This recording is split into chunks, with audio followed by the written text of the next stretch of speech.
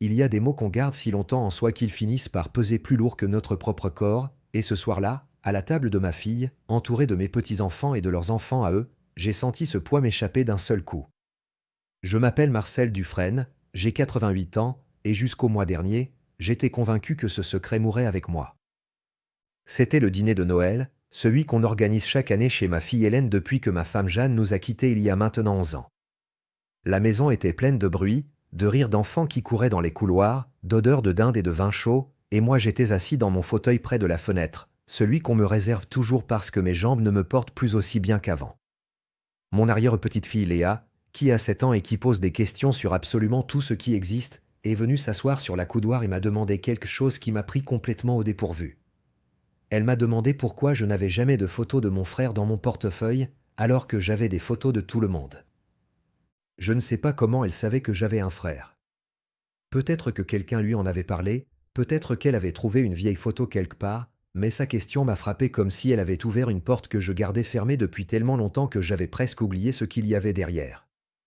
Mon frère s'appelait Henri, il avait 2 ans de moins que moi, et pendant toute mon enfance, il a été mon meilleur ami, mon complice, celui avec qui je partageais tout.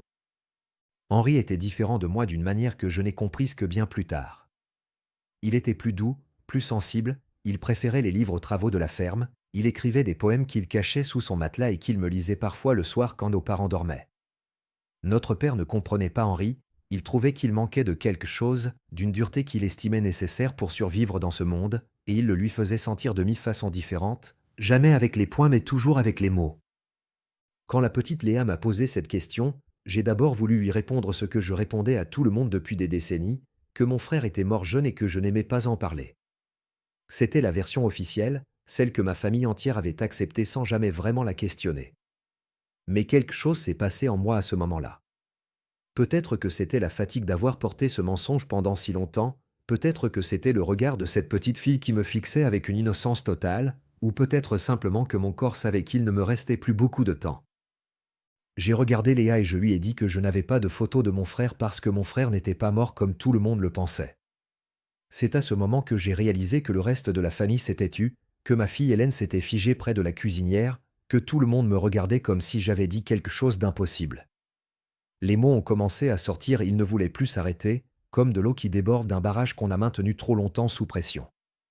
Henri n'est pas mort en 1961 comme je l'ai dit à tout le monde pendant toutes ces années. Henri est parti, il a disparu de notre vie d'une façon que notre famille de l'époque ne pouvait pas accepter. Henri aimait les hommes, et quand notre père l'a découvert à l'été de ses 24 ans, il lui a donné le choix entre partir et ne jamais revenir, ou rester et vivre une vie qui n'était pas la sienne. Je me souviens de cette nuit-là avec une précision qui me fait encore mal aujourd'hui. J'avais 26 ans, j'étais déjà marié à Jeanne, nous attendions notre premier enfant, et j'ai entendu la dispute depuis l'autre bout de la maison.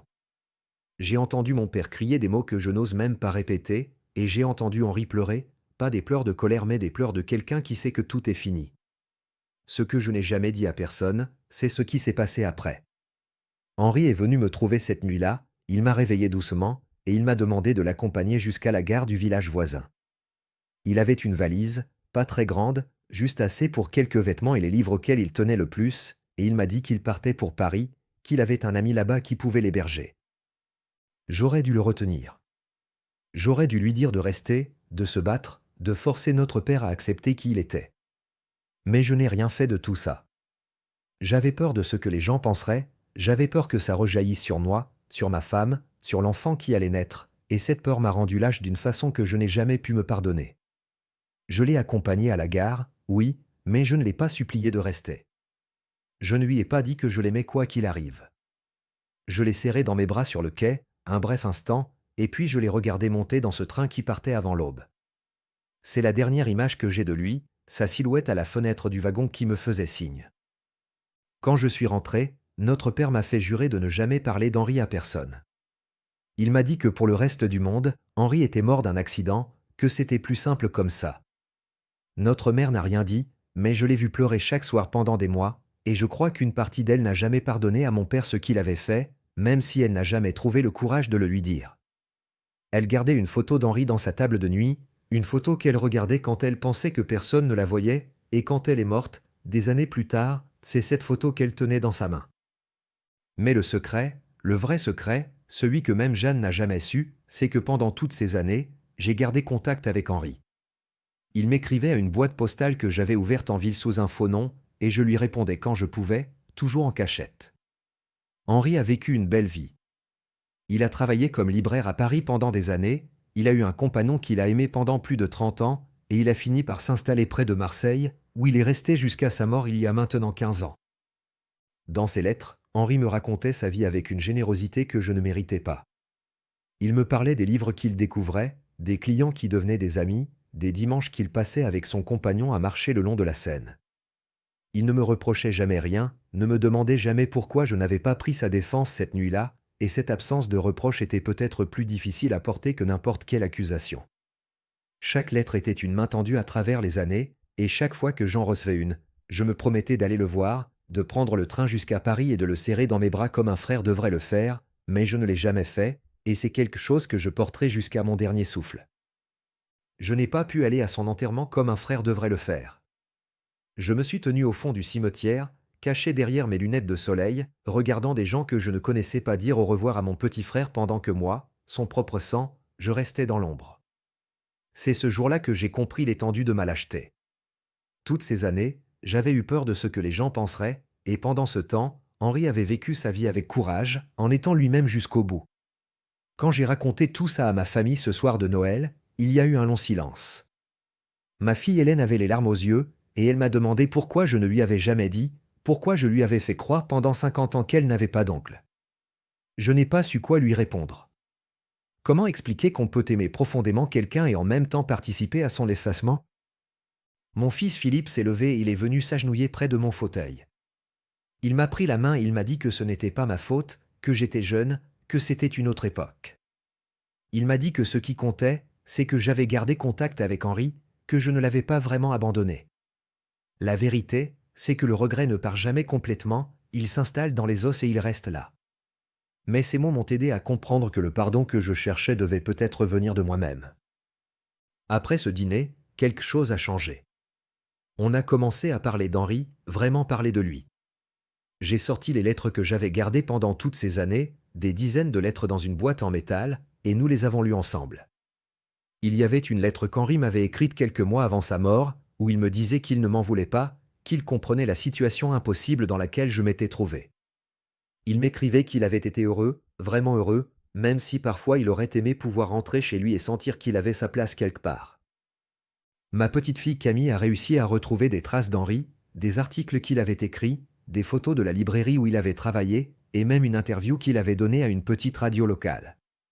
Nous avons écouté cette interview ensemble, et pour la première fois, ma famille a entendu la voix de l'homme dont je leur avais toujours dit qu'il n'existait plus. Sa voix était douce, posée, et il parlait des livres avec une passion que je reconnaissais depuis notre enfance, quand il me lisait ses poèmes à la lueur d'une bougie. En l'écoutant, j'ai réalisé que malgré tout ce que notre père lui avait fait, malgré l'exil et la solitude des premières années, Henri avait réussi à devenir exactement l'homme qu'il voulait être, et cette pensée m'a apporté une forme de paix que je n'aurais jamais cru possible. Je ne sais pas pourquoi je vous raconte tout ça. Peut-être parce qu'à 88 ans, on comprend que les histoires qu'on emporte dans la tombe ne servent à personne. Peut-être parce que si quelqu'un qui m'écoute porte un secret similaire, j'aimerais que cette personne sache qu'il n'est jamais trop tard pour ouvrir cette porte. Aujourd'hui, il y a une photo d'Henri dans mon portefeuille, une photo de lui à Paris dans les années 70, souriant devant sa librairie.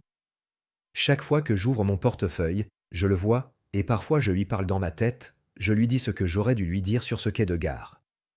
Je lui dis que je suis fier de lui, que je l'ai toujours aimé, et que je suis désolé de ne pas avoir été assez courageux pour le dire quand ça comptait encore.